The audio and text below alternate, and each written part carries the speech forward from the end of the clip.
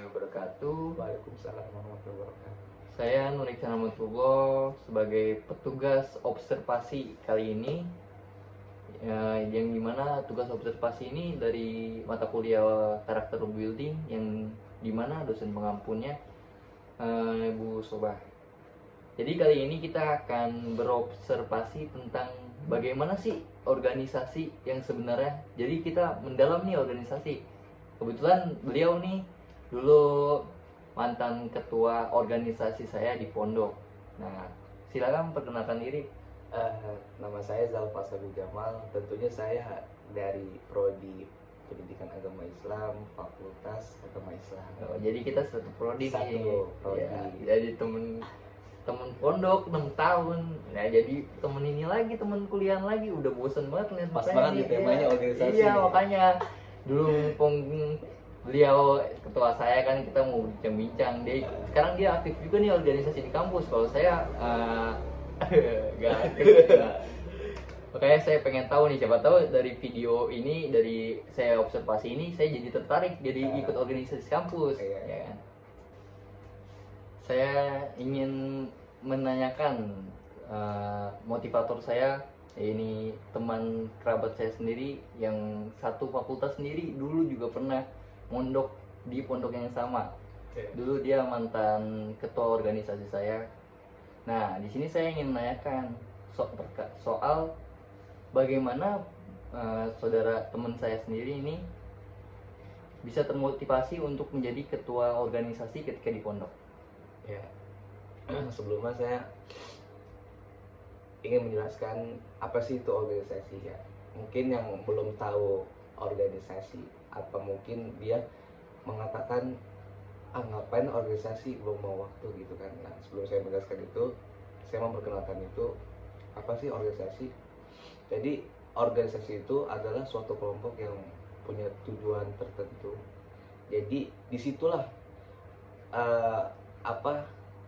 yang serunya tuh di situ. Ketika kita mempunyai relasi, mempunyai teman banyak, atau mempunyai tujuan untuk teman-teman kita, daripada ini loh organisasi sebagai sumber kehidupan. Saya katakan orang kaya, dia nggak bisa kaya, dikatakan nggak bisa kaya ketika dia punya duit banyak tapi nggak punya teman. Gitu. Betul. Mendingan kita ikut organisasi ataupun ikut, nggak harus di kampus atau di lingkungan masyarakat juga bisa gitu. Makanya ketika saya pengalaman di pondok, saya belajar bahwasanya begini organisasi gitu. Ketika saya udah terjun ke masyarakat, kita bisa implementasikan ke lingkungan masyarakat. Itu sih. Terus apa sih perbedaan organisasi di pondok? Kan dulu antum nih jadi ketua aneh di pondok kan sebagai ketua. Perbedaan nih antara organisasi pondok dengan organisasi luar. Kan antum juga aktif juga kan di organisasi kampus. Oke. Jadi bedanya itu, pertama kalau di pondok itu dia kan pakai maklumat ya. Ya. Maklumat. Nah, maklumat itu berlaku untuk semua santri. Artinya kan pengurus maupun anggota itu sama peraturannya, harus mengikuti satu peraturan itu. Cuman kalau di kampus kan organisasi ini tidak wajib untuk semua para mahasiswa, jadi yang mau aja. Dan bedanya itu, organisasi kampus itu memiliki undang-undang tertentu, jadi punya peraturan tertentu. Misalkan kayak dari fakultas kita sendiri ada namanya HIMA kan, himpunan mahasiswa. Nah, undang-undang itu mencangkup hanya profesi keguruan, artinya hanya keprofesian aja. Iya, jadi hanya memikirkan internal, kecuali di atasnya badan eksekutif, dia yang menerjunkan ke masyarakat. Itu tahapan kecil lah untuk gambaran untuk organisasi kampus. Kalau pondok kan beda, dia hanya di lingkungan satu lembaga, diurus juga sama pengasuhan santri gitu. Jadi mencakup itu aja. Saya katakan lebih leluasa di kampus daripada di pondok. Nah, di pondok hanya batu loncatan saja untuk belajar gimana cara menghargai pendapat teman, cara menghargai waktu, cara menghargai bagaimana sih kita menghargai orang-orang yang memiliki pendapat jika tidak didengar gitu. Apalagi seorang ketua kan harusnya namanya apa sih, bijaksana. Kita kan belajar juga meneladani sifat Nabi kita kan Nabi Muhammad sebagai teladan kita gitu. Oh, jadi lebih bagus di organisasi di kampus sekarang saat ini ya? Berarti, Iya, benar. lebih, maksudnya lebih tertata lah. Lebih terarah sih. Oh. Iya. Terus mungkin sebagai ketua dulu di organisasi pondok, ada nggak sih kesulitan kayak misalnya mengurus teman sebaya apa namanya,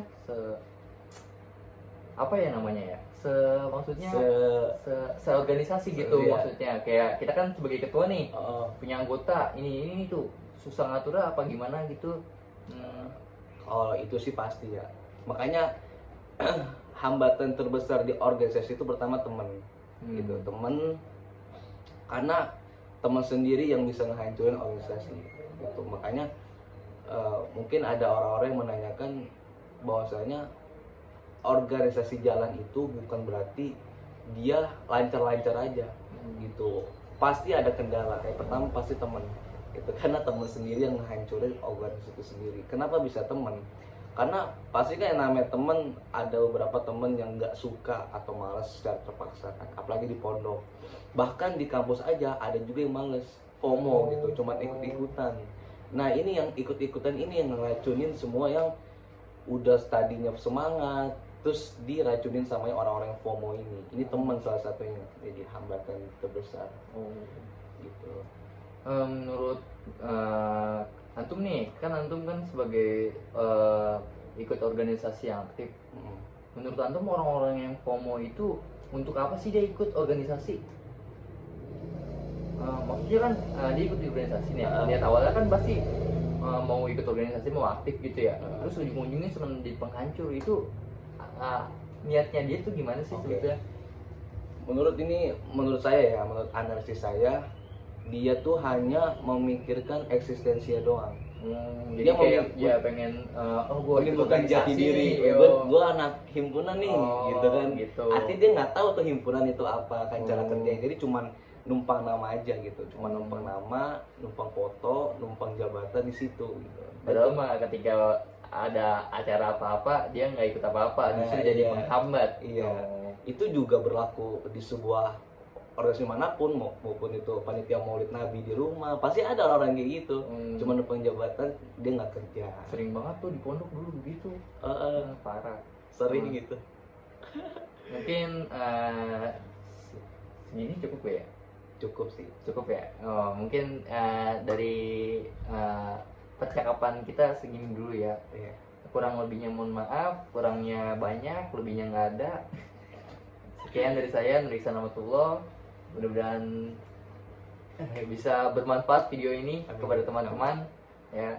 Sekian, wassalamualaikum warahmatullahi wabarakatuh. Waalaikumsalam warahmatullahi wabarakatuh.